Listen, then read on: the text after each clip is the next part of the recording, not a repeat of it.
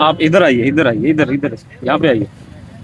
अब सवाल ये है कि सीकर सांसद सीजेपी का जो मंच है वो साझा करते हैं, लगातार उस प्रोटेस्ट को मतलब सहयोग कर रहे हैं। इसी बीच माहौल बनता है कि कांग्रेस का कोई भी नेता वहां मंच साझा करने नहीं आया, और कुछ दिनों बाद अचानक एक माहौल क्रिएट होता है, एक आंदोलन क्रिएट होता है कि राहुल गांधी पीएम आवास को घेर रहे हैं।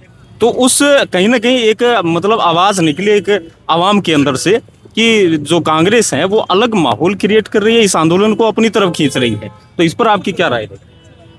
इसमें ये है जी, जनता जब कोई आंदोलन करती है सबसे बड़ी ताकत होती है जनता की। जनता जनता सबको इकट्ठा कर देती है।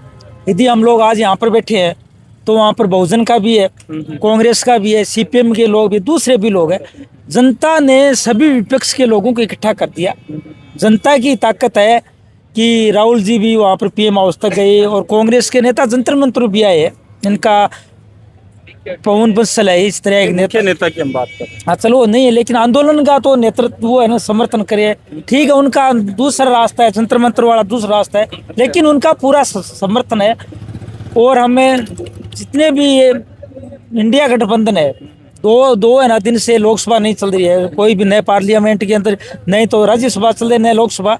तो इंडिया गठबंधन के लोग सभी लोग सामूहिक रूप से संसद के अंदर और संसद के बाहर दोनों जगह लड़ रहे हैं। तो जनता की ताकत सबसे बड़ी ताकत है।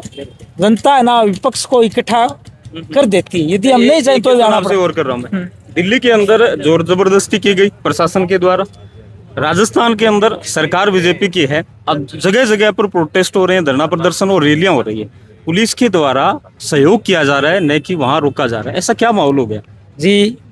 लोगों में आक्रोश अंदर ही अंदर। जिस तरह हमने देखा किसान आंदोलन था, किसान आंदोलन में ना बड़ा बैरिकेड लगाया, सड़क खोदी, डंपर खड़ा कर दिया, लेकिन जनता ये जीवन हटा दिया। पुलिस भी परेशान है, फौज भी परेशान है। फौज के मायने 4 साल की नौकरी ले है, अग्निवीरा कोई नौकरी है। लोगों ने 4 साल में पूरी ट्रेनिंग पूरी को नहीं। हमारे साथी भाई रामलाल जी बैठे हुए, पूरी बात बताओ फौज के बारे में। लोगों में बहुत से मुद्दा ले आक्रोश हो। एक तो अभी जी हम बंगाल को चुनाव, बंगाल के चुनाव ने अभी तरीके हाईजेक करियो, लुटियो, पर भी बाद में एमपीएन चोरिया, एमपीएन चोर के संविधान संशोधन करना चाहिए भी साबु केवल एक नीट के नहीं पेपर को मुद्दों को नहीं, दूसरा भी बहुत सा मुद्दा सगला मुद्दा ले गए वो पूरे देशव्यापी आंदोलन, वो आंदोलन रुका है कौन। मैं अब भी कहूँ धर्मेंद्र सवाल मेरे हो कि राजस्थान को प्रशासन क्यों जबरदस्ती कौन करना रोकने करते हैं? रोकने की कोशिश कर रही है ना ना। आज आठ पुलिस आ गई, अपने साथी मंगेश ने भी रोक रखी है।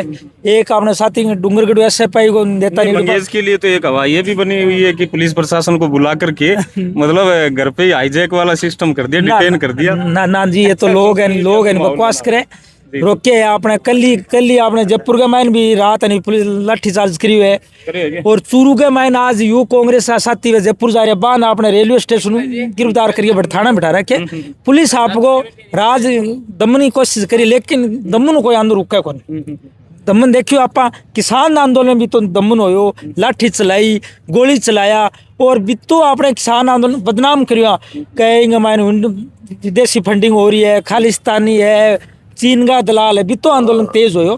तो अब मैं आन फेर के वो आंदोलन देशव्यापी बन गयो। अभी जैन जी है, हाँ जैन जी बड़ी बड़ा पढ़े लिखा लोग, धर्मों जातियों पर उठड़ा लोग है लोग लड़ागा और इन लड़ाई ने जीता है। दोबारा आऊंगा। निर्मल जी, एक बात आपसे पूछ रहा हूँ कि वहां पर जिस प्रकार से प्रशासन के द्वारा दुर्व्यवहार किया गया, दुर्व्यवहार ही बोलेंगे, बच्चियों के साथ आपने देखे होंगे शॉर्ट वीडियो, तो वो क्या अरे मतलब कर सकते हैं प्रशासन वाले, ऐसा माहौल बना सकते हैं? देखिए, मैंने एक चीज़ बताई आपको कि प्रशासन का जो आईबी जो है इंटेलिजेंस, वो पूरी तरह फैल रहा। वो जनता के आक्रोश को पता करने में पूरी तरह नाकामयाब रहा। और मतलब है कि ऑर्डर मतलब अलग अलग आ रहे थे वहाँ पर, जो प्रशासन है उनके पास ऑर्डर अलग अलग आ रहे थे। नहीं, ऑर्डर नहीं आ रहे थे। उनको ये था कि लोग नहीं आएंगे। तो जैसे ही सोनम वांगचुक, 2-3 चीजें आपने पूछी, सोनम वांगचुक को इन्होंने उठाया सुबह सुबह, उस दिन ये जंतर मंतर को खाली करवाने की फिराक में थे।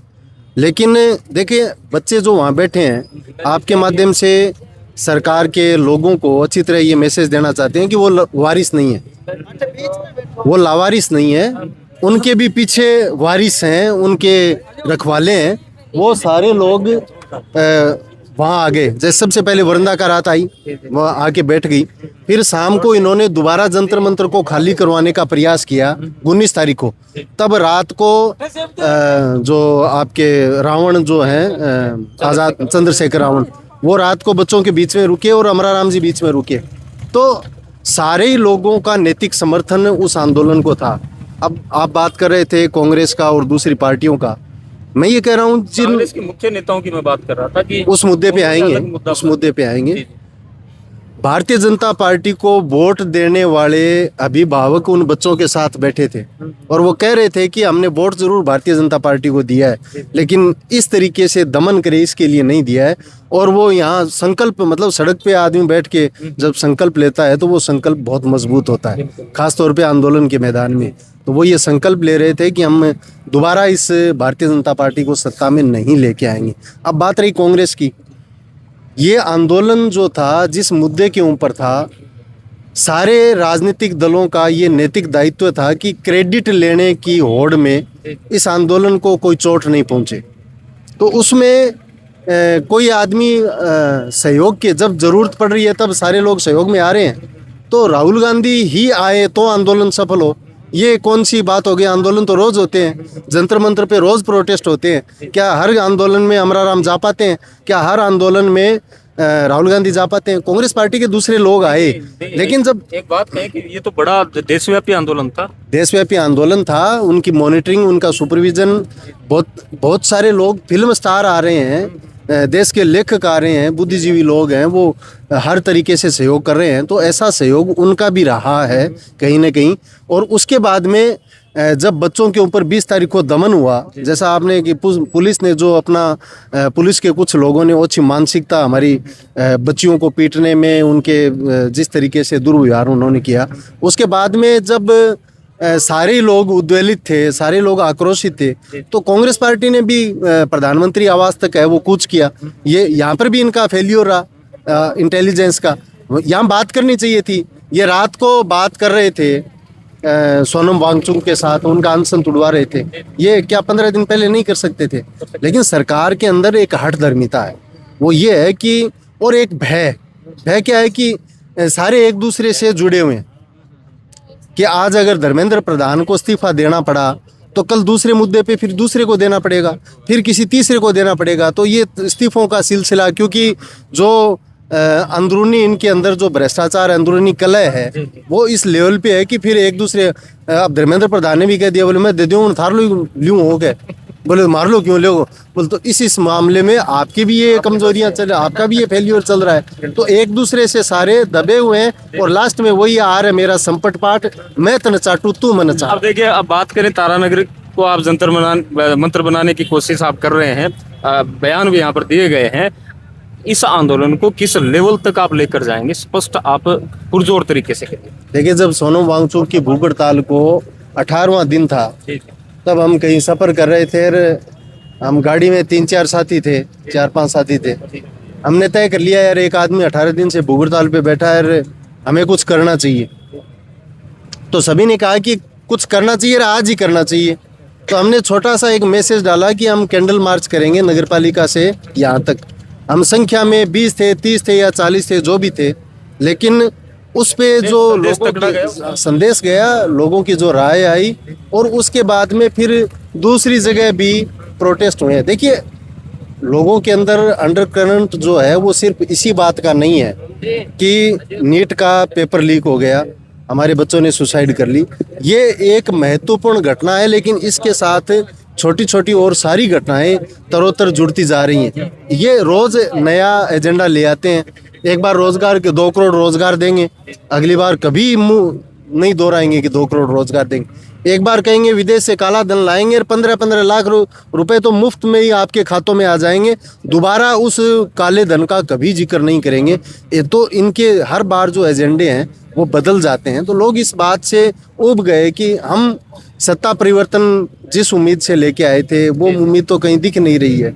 हम जिस रोजगार के लिए लेके आए थे, हम सस्ती शिक्षा और चिकित्सा के लिए लेके आए थे, हम अच्छे भविष्य के लिए लेके आए थे, हम एक आपसी भाईचारे के लिए लेके आए थे, तो वो चीज़ें बढ़ने की बजाय चीज़ें तो घट रही हैं। अगर ग्राफ किसी का बढ़ रहा है, मुनाफा किसी का बढ़ रहा है, किसी के लिए अच्छे दिन आए हैं, तो हिंदुस्तान के दो ही नागरिक हैं, एक अडानी है और एक अंबानी है। इसके अलावा किसी के अच्छे दिन नहीं आए। चाहे मजदूर को पूछ लो, चाहे किसान को पूछ लो, चाहे बेरोजगार को, विद्यार्थी को, चाहे व्यापारी को, चाहे कर्मचारी को, किसी को भी पूछ लो। दो शब्दों में आप स्पष्ट करिए, आज का ये सत्याग्रह कहाँ तक, किस लेवल तक आप लेकर जाएंगे? जहाँ तक जंतर मंतर का आंदोलन जाएगा, जहाँ तक हमारा जैन जी जो दिल्ली की सड़कों पे लड़ रहा है, जो हिंदुस्तान के कोने कोने पे अपने अपने तरीके से लड़ रहा है, जब तक धर्मेंद्र प्रधान इस्तीफा नहीं देते हैं, जब तक जो रीट के बच्चों ने जो सुसाइड किया उनको उचित मुआवजा नहीं मिलता है,